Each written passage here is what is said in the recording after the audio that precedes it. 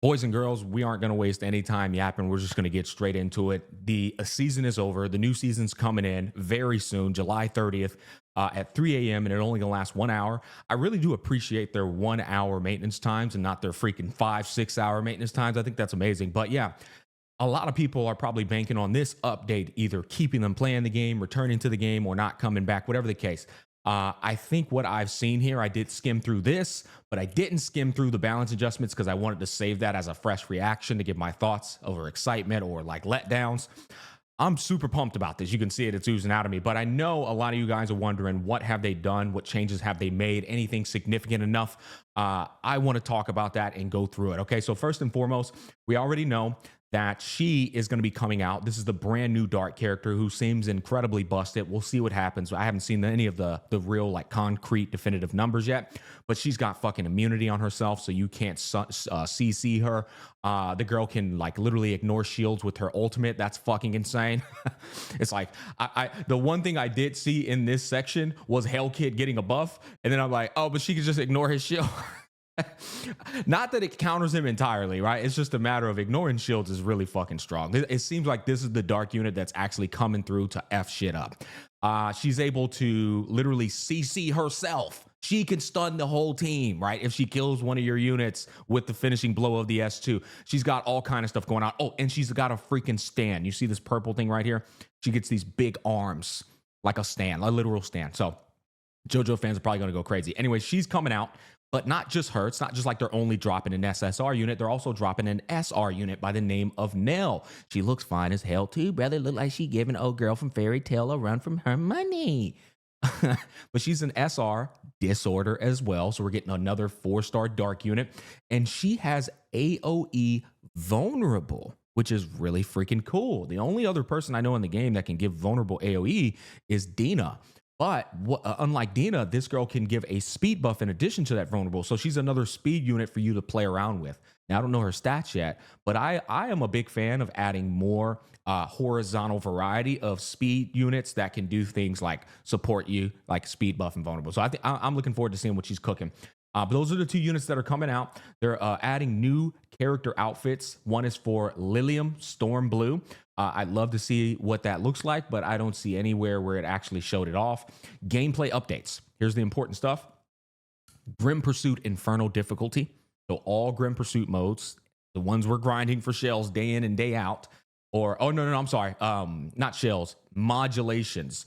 Your Terramatan, your Doki Doki, your Aurora, they can now guarantee a mythic quality shell drop, the ones you're really trying to land, after every 5 battle victories. So there's now a guaranteed like pity threshold. After 5 Ws, if you ain't seen a mythic, you're guaranteed to receive one. And I think that's really nice. It helps with the grind in the long term. Anti-sync echoes, stage 49 through 54. Have been unlocked. So anytime you see just know this, anytime you see any sync echoes get an update, that's huge. Or not huge, but it's good. Why? Because Anti-Sync Echoes is always giving out gold lattices. It's always giving out light and dark pool currency and things that you are actually desperate to kind of have. So anytime that gets progressed, more rewards for you. You just have to eventually get like your account built enough to overcome the challenges.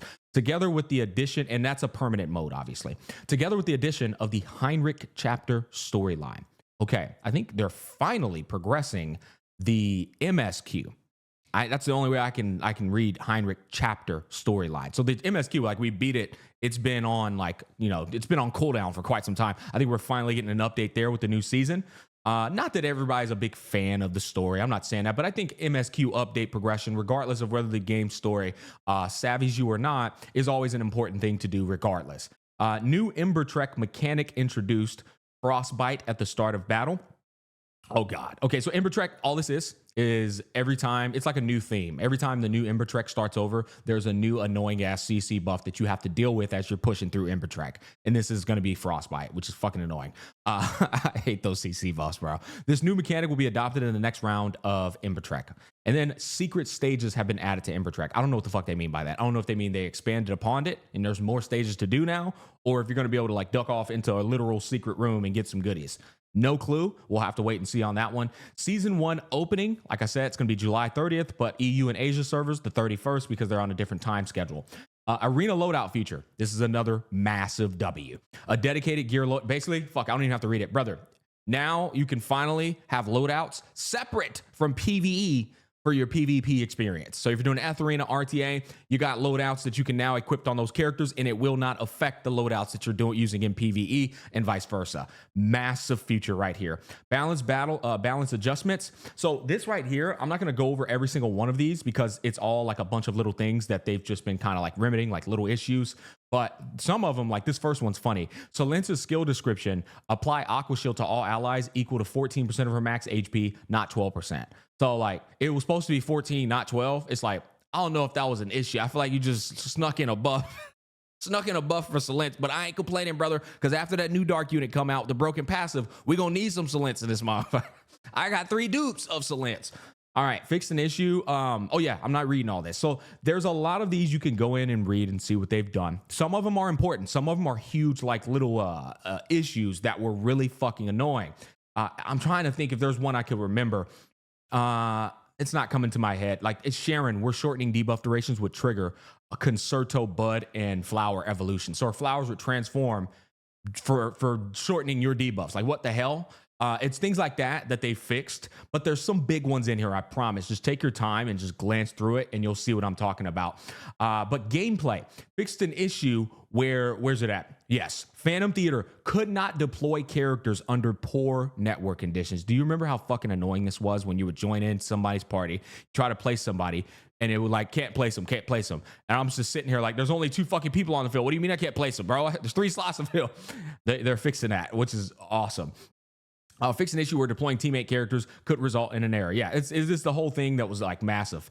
And then they have some United Front bugs. Again, you can glance through there. There's some pretty important things to pick up on.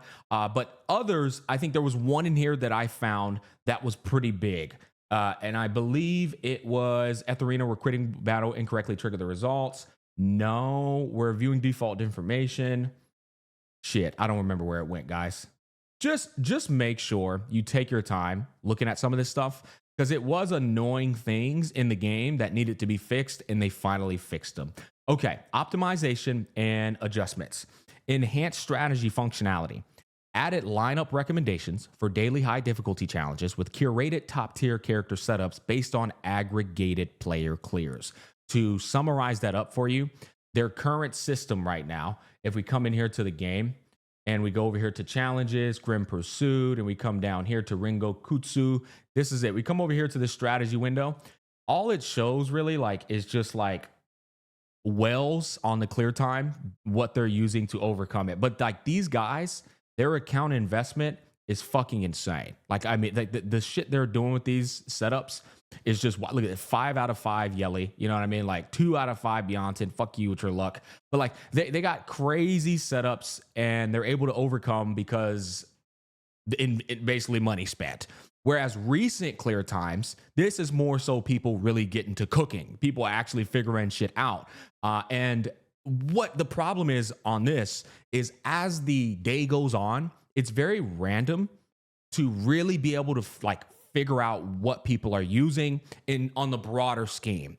It's basically like you could see the exact same team being spammed. You don't get the full strategy fleshed out, right? Well, with this new system, it seems like what they're saying here is now you're going to be able to see a bunch of different teams that work against a singular mode without having to wait on a particular time or like fucking scour the library to see what team suits you, which I think is really nice. This is good for the vast majority of Etheria Restart players that are more on the casual side who are still struggling to get to that vertical progression of the PvE experience. This is huge. You'll see what I mean. It'll be a lot more easier for you guys to flesh out what you're trying to do. Okay. Formation feature optimization. This one seems to be galactic based off of my understanding. It says formation will now save both shell and module equipment statuses for the character. I want to go ahead and make sure we're clear on that too. So we come over here to formation. That's right here. You can actually set up teams like and put them together, right? The problem is you can't save the goddamn shells, which honestly just obliterates the whole entire concept of doing this, because what you want is a full package team build experience. That way, right before you go in, let me just break this down to you because this is very important as well. That way, right before you go into Grim Pursuit or Threshold mode, right? If you come into here and you say, okay, I'm about to do Inferno Doki Doki, there's going to be a panel right here, right before deployment, right? Or I guess right before you go into challenge. Let's just go all the way into this game. This is very important, I think, and something that people could overlook. There should be a panel right here that you can click on team formations, right? Boop. And then have your whole team prepared, built for that particular mode. So you don't have to go back and go, oh shit, let me take all this off this other guy and put it on them. Oh, I don't even remember the fucking exact shell setup I had when I was going into this. It seems to me that that's what they mean by you can now save your current team setup and equipment directly to formation during the deployment phase of each stage. That is how I interpret that. And if that is how they're going to do it, that is going to be fucking huge, because one big problem I have right now is my Lily is not rocking this little shell right here when I go up against Terramaton. She's rocking a fast shell because that gives me a 10-0 auto clear, right? So, and then some characters, I'm not even using this fucker against Aurora, but I am using the gear he's using on somebody else. You see how annoying that can get? It seems that formations might be fixing that, and if it is, holy QOL. That is more so necessary than it is quality of life. I hope that's the case. We'll have to wait and see, because it's kind of vague when it says the deployment phase of each stage, but that's the deployment phase, right, of each stage. There's no other deployment phase. So I think the formation buff, and they put it in blue too, is going to be fucking nuclear for quality. Okay, continuing on. All this other stuff, I don't think it's massive, but it's little things that people kind of asked for. I'll give you an example. Removed daily donation limit in Cyber Shadows. So that one fucking mode where you're trying to give people, the pieces that they were missing so that they can unlock their little bingo cards. I didn't even know there was a donation limit. Like, what the they removed that. And they did a lot of that type of stuff in all the other events that they drop. Adjusted the rewards for the last 3 diamond events in Chakra Rings Adventure to be tripled, right? So now Chakra Rings Adventure is going to be a lot more generous. Adjust the description for Hyperlink Charter, Special Training, Grim Pursuit, Defeat Sharon Hell, or higher. So now they're even making it easier for people to access the rewards from their hyperlink charter, right? A lot of these are very annoying to get by, and it's adjusting them so you guys could get your full clear on this as well. So Nuclear W, like I said, if you go through and look at this, you're gonna see the devs have been listening, right? Look at this shit. Remember this mode, the Cage Rumble? It's fucking impossible for you to actually get like the maximum rewards. They lowered it, reduced from 45 to 3,000, reduced from 3,000 to 2,500. So that's another big one. I thought this was cool. Many people might not appreciate it, but I appreciate it. The battle effects of Shada's skill. I am a Shada main. They've improved the visual effects for certain characters in the game.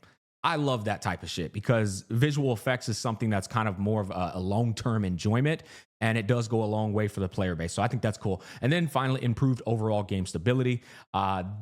Go through this, guys, because I definitely skipped over some things, some little details that are important. If you're watching this video and you want to add in to something you think I might have overlooked, feel free, man. Go ahead, get to cooking. But now we're going to get into the part that everybody wants to talk about, the nerfs, the buffs of the characters, and all that good stuff. Overall, I'm really pleased with everything they added up in here. I'm kind of just soaking in the information and not really trying to search for what we didn't get. You guys can feel free to put down below what we didn't get. I'm sure they'll see the feedback y'all provide. But me personally, I'm satisfied with what they've been doing so far. That's a lot of fucking updates coming up in here, boy. That's a lot of shit that they added.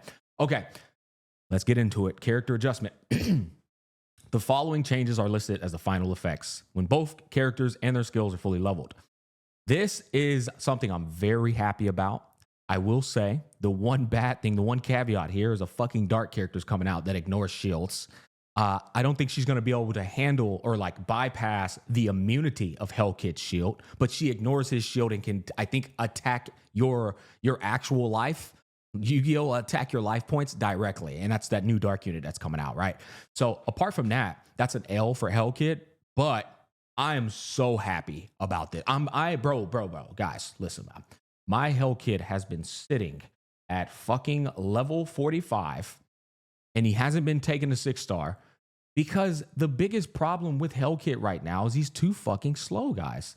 Like this star upgrade, him going to only 121 speed, it's a problem because the biggest value of Hellkit is getting his shield off so that you can have immunity given to your entire team.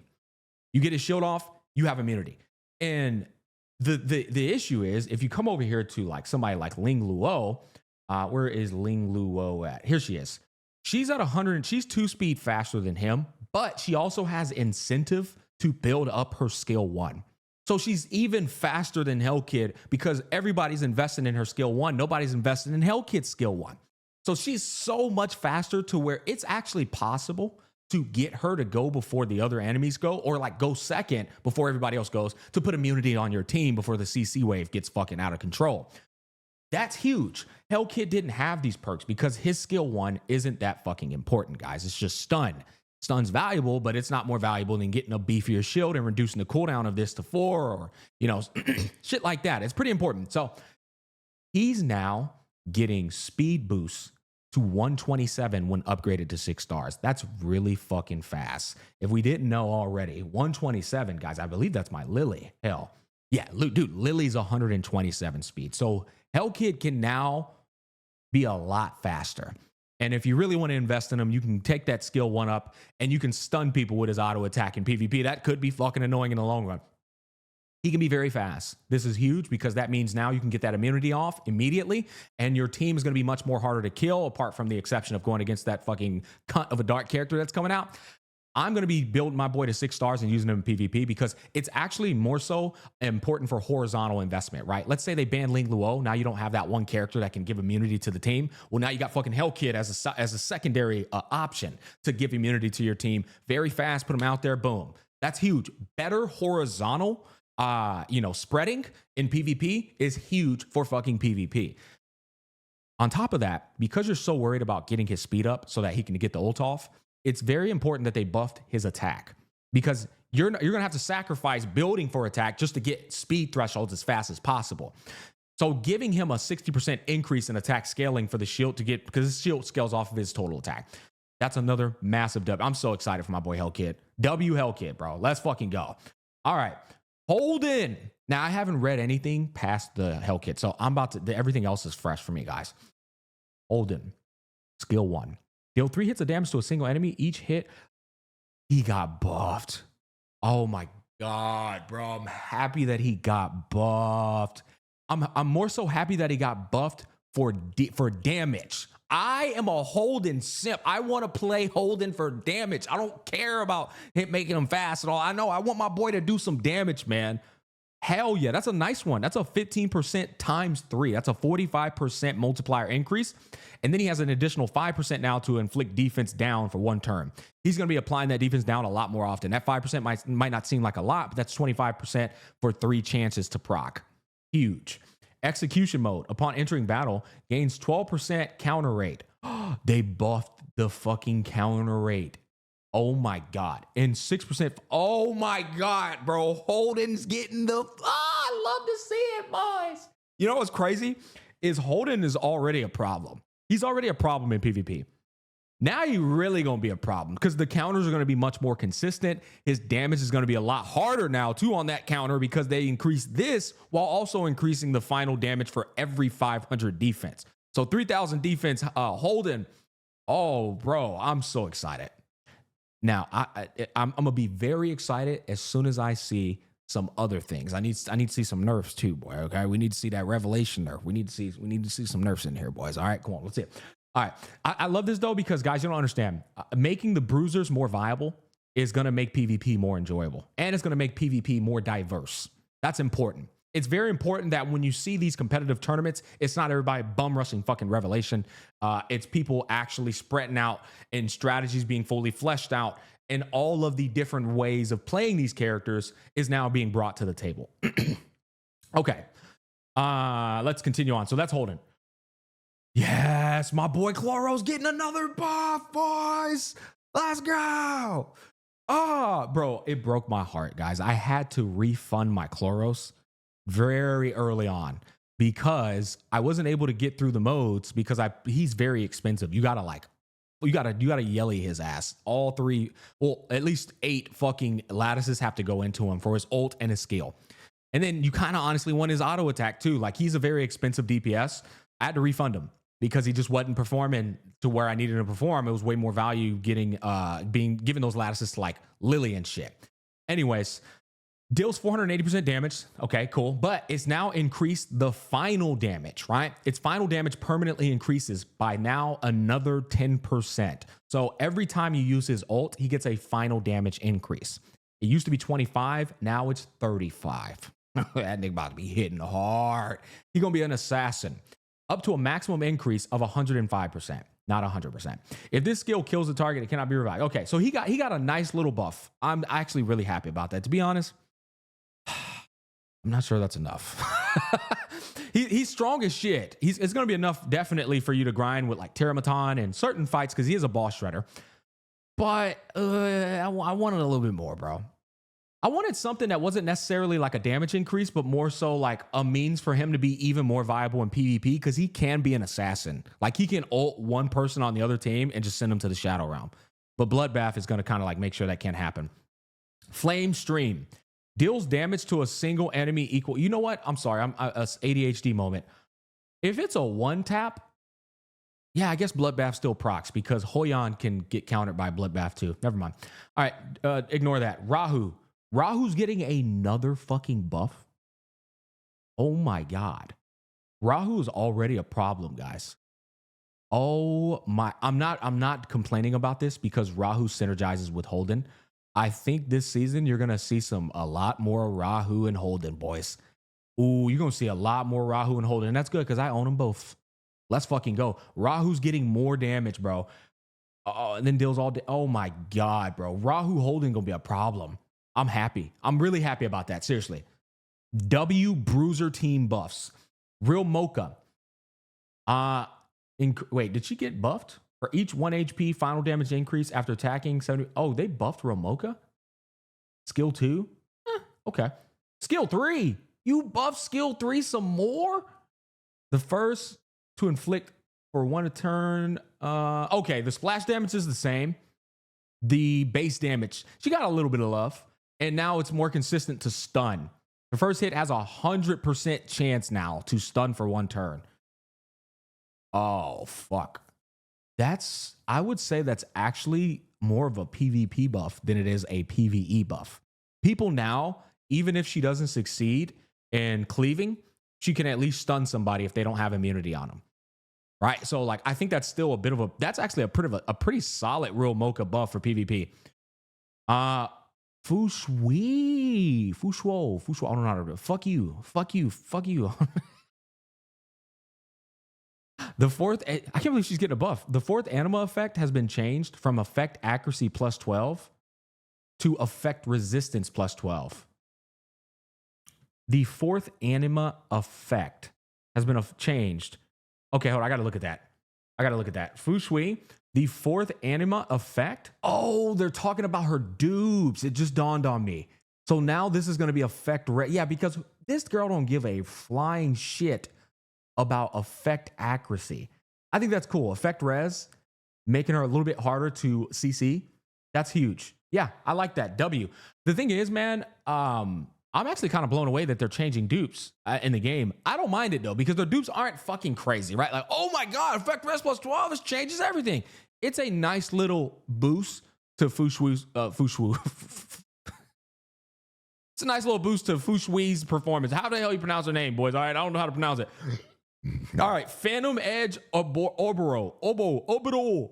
Is bro getting a buff at the start of the turn? His bleeding takes indirect damage equal to 100%. Oh, that's not Obel. That's Oboro. Where the hell's that guy at, actually? Man, these names be killing me, bro. Hold on, let's pull him up. I think they're talking about this. Where the hell? Okay, I don't even have him built, right? This girl, here we go. She now has a stronger bleed proc. And it doubled the value. Oh, I wonder if people can get to cooking with her now. That's pretty huge, boys. I'm not going to lie. Double the value? The start of the turn takes indirect damage, 100% of the applier's attack. Who knows? I don't play that, girl, so I can't comment on that. Gray getting some buffs. Okay, Gray, I see you, my boy. Gray getting a little bit of love. Chiaki. Chiaki folds numerous. Okay, Chiaki's now getting... Oh, the healer is now going to be able to grant 3 stacks to each target. Okay, I think that's pretty cool. I mean, I don't think it's a game changer, but it's a nice little option for free to play in case they don't have any other options. Because I feel like Chiaki could be used in a mode that is PvP. She's a PvP like buff for sure. I'm trying to find her. Yeah, this Chiaki right here, right now when she does her ult, if you were to fully invest in her, she's only going to give 2 stacks. They just buffed this now to 3 stacks, which I think means they may have given this 2 stacks, possibly. But this is huge because she is a fire element character. So maybe you could use her as a secondary healer on Aurora, right? And she actually provides some pretty decent value. I think that's cool. Ren, okay, grants all ally defenses for 2 turns. Oh, they buffed Ren's shield. The cooldown of the skill is... Oh, they buffed the shit out of Ren. Yo, that's huge. That's good for PvP and that's good for Terramatan. 1 whole ass turn? Yo, Ren's cooking. Seriously, I've actually seen Ren be used in PvP. Even at the top 8 competitor in EWS. So I think that's actually a W for free to play right there too. Okay. Tsutomu, that's the guy that I thought was Oboro. That's the other DPS katana user. They gave him a buff in damage, and now he has an 80% chance to steal a buff from the target, a random buff, albeit. They've buffed his skill 3 to deal more damage. This dude kind of looked like he could have been a Didding too. Like he just wasn't quite a Didding because he has this like perk where he gets guaranteed crit. Maybe bro starts popping off now. I love this. I love that they're buffing the characters that weren't being utilized. I think this is a huge and positive way of thinking for the health of the game. For the characters who aren't being utilized or underutilized, always buff them in the upcoming seasons. I think that's good. Marvel, skill cooldown reduced from 5 turns to 4 turns. They buffed Marvel again. Oh, shit. Changed their mind now, boys. Marvel's back with the 4 turns. You know, now that the game's been more fleshed out, I think they basically realized, okay, Marvel wasn't that broken, right? He really wasn't. It wasn't that broken. It was like a Hell Kit situation. Now, he's still strong, right? He's still very good. He's still good in PvP, or he still can be used in PvP. He still can be used in other modes. But like the problem with Marvel was the Hell Kit problem. He was insanely broken in the early to mid progression phase, but he kind of declined in value in the later half. And so I think turning that skill 3 back to 4 turns is completely fine. Makoto, this is the freaking girl with the big fist. Base speed increased to 110, can reach 120 when upgraded. Okay, nice little speed boost. Deals damage to a single enemy equal to 360 of her own defense now. I don't think these really matter. I think people are more so using her to strip the buffs off of other enemies. I think the speed buff is actually massive. Not massive, but decent. But this doesn't, I don't think anybody's using her for her damage. I think people are using her just to strip buffs. But it can, you know what? That extra 60% can add up in PvP. You know, little chip damages, boy. They be adding up. Sybil. Hold up. Zephyr Blade Sybil. Deals 3 hits of 120 damage to a single enemy. For every 10% max. Bro, they buffed Sybil. Vulcan's going to lose his shit. Deal 4 hits. Oh my God, they buffed Sybil. This is the 3-star girl. And there's people who use her to bypass Aurora right now. I think they're running Revelation Sybil, if I'm not mistaken. So, okay. W's for Sybil. And the free-to-play buffs is crazy. 41 getting buffed again. They just restored buffs back to the 3 stars they nerfed. They had no business nerfing fucking 3-star characters, man. I'm gonna be honest. Ursa Minor Catchy. And it looks like y'all's favorite boy. I forget his name. Y'all know who I'm talking about. The motherfucker who taunts people and heals your team. It looks like he might be unscathed because I haven't seen any nerfs. We haven't seen any nerfs. Uh-oh. Did I speak too soon? Deals 250 damage to all enemies. Knocks back their turn meter by 50%. That's catchy and has a 50%. Okay, so catchy got a buff. Shell adjustment. You know damn well they nerfed that revelation, boys. All right, let's see. Hold on. All right, the changes below listed the final effects of awakened shell skills. Implemented effect in PvP revelation. There it is. There it is. The revelation nerf will be affected by Etheria effect protection field, reducing damage dealt by 30%. Oh, so there's something called Etheria. They're adding something called Etheria Effect Protection Field. So this is like straight up, this is just a direct nerf to Revelation in PvP. That's huge. It is, man. This shit's too broken, guys. It is. I've been abused. Everybody's been abusing it. And it's just made the strategy of the game just brain dead. Just go ahead, just use Revelation. Golden Lion.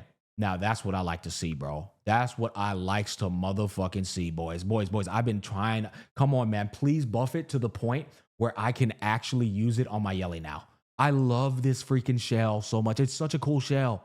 What'd you do to it? When the host uses skill 1 twice, increase the host final damage, 3% final damage increase buff, 15%.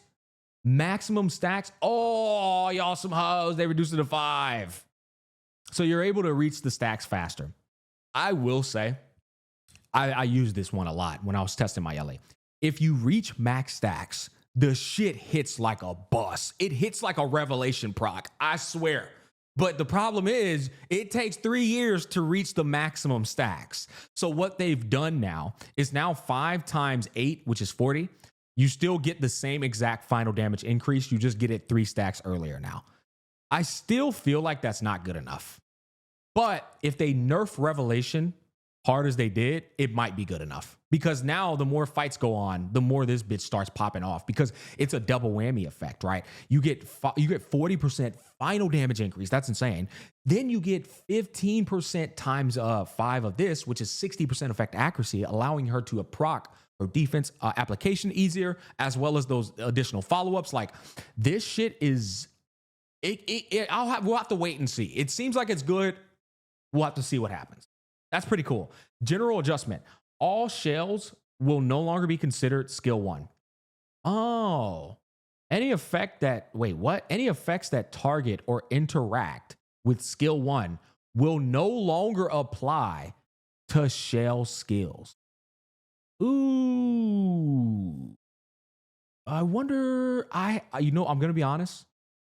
I'm thinking of like characters such as, I'll just give you an example. I'm thinking of characters such as this girl, right? She has like perks that says reduce shell skill cooldown. I don't know if it says skill 1 though. All enemies and shell skill cooldowns.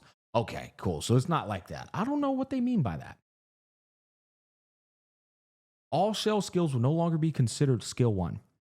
They were considered skill 1? I didn't even fucking know that, boys. I'm gonna be honest. Any effects that target or interact with skill 1 will no longer apply. Who are they directly nerfing here? Because I don't know. I don't know who it is. You guys are gonna have to comment down below. I don't know who's being nerfed here. I don't. No earthly clue. But okay. Module adjustment can no longer be triggered by damage from shells. Oh, y'all some hoes. Come on, man. That's a little one, bro. That's a little one. Bro, I am shocked that other 3-star guy didn't get a nerf. Because that guy is a fucking problem. But you know what? Ooh, you don't need to nerf 3 stars. It's okay. Is there anything in here that I didn't get that I was expecting to see? Let me think about that for a second. So if we look, hold on now, because this is actually fascinating. Did Revelation in PvP modes, Revelation will be affected by Etheria effect protection field? Okay. It says Etheria effect. Is this applying to RTA? That's my question. I'm not exactly surely that's being applied to RTA too, right? Because the reason I get thrown off, this is called Etheria, guys. All right, this shit is called Etheria. This is called Summit Arena, right? So my question here is, it seems Revelation has only been nerfed in Etheria effect protection field. Yeah, it seems they didn't say, I mean, it says in PvP modes. I don't know. What the fuck? If that actually, I think they should have clarified if it was an RTA or if it wasn't an RTA right here. I'm pretty sure other people might be asking that. And that's pretty important because you're probably going to see a lot of people bitching if it ain't. Oh, I'm pretty sure you're probably going to see a lot of people bitching if it's not applied to Summit Arena, guys. I'm not sure though. Like it could be in PvP modes, right? That's plural. I don't fucking know. I have no idea. I was because I was gonna say the one thing I was expecting was that obviously to be nerfed in all PvP modes. It might be, it might not be. Maybe I'm just not understanding this correctly. The Etheria effect is what's throwing me off because that leads me to believe it's only talking about this, but I could be wrong. Other than that, was there anybody else I was expecting to get nerfed? Let me look at my roster real quick. I am of the belief that nobody should have 100% defensive shred. I think, as I told y'all before, I think Messiah giving 100% defensive shred, it just de-incentivizes people to want to build a Holden DPS, a Rahu DPS, because you know you might run up against a fucking Messiah. And if you run up against a Messiah, it literally kills anybody's motivation to build these people as DPS. And that's just unbalanced in my personal opinion. It makes no fucking sense. Furthermore, as somebody who used to do theory crafting for a number of games, I understand mathematical formulas and I understand balancing of damage.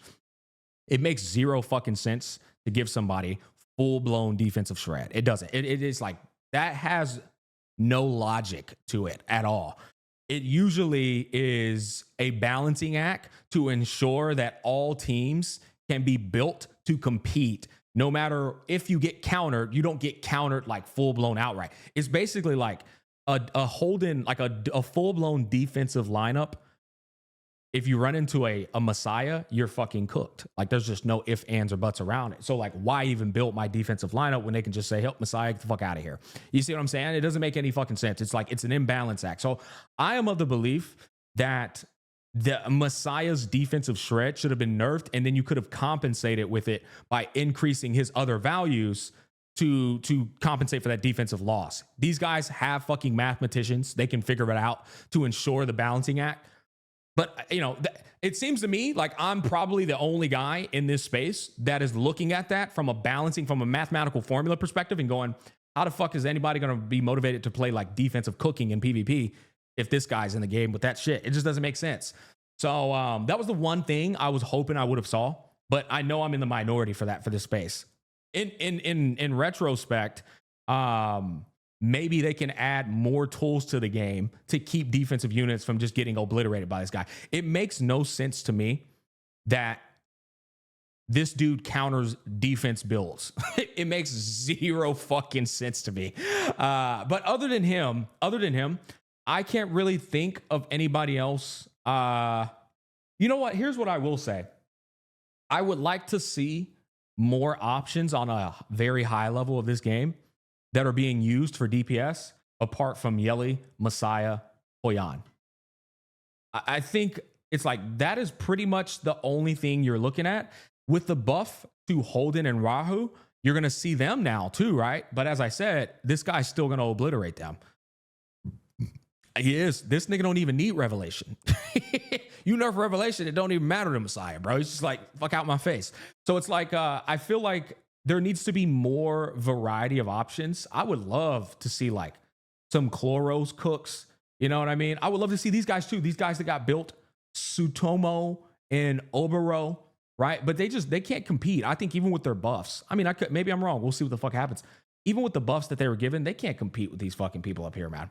Not Yeli, Messiah, the two light dark units, and not Hoyan either.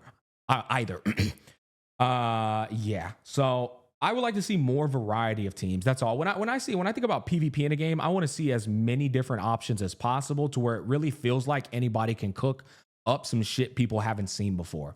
But when you have things like 100% defensive threat given to a character for free, like I said, it cancels out the confidence to even want to fuck around with stuff like this. You know, it's just like, oh no, I'll just go Yeli, I'll go Messiah, call it a day. Those are all my thoughts. Ultimately, though, I think I like what I saw. I think there's always going to be people who are going to be discontent. There's going to be people who are pissed off at Etheria Restart just because they want to be pissed off at Etheria Restart. You're going to have haters. This is me talking to the devs. You're going to have haters, and you guys are just going to have to say, fuck them. All right, you guys can get fucked.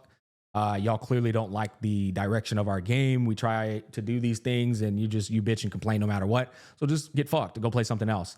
in my personal opinion, I do think there are some things about your game that are a bit, rough around the edges still.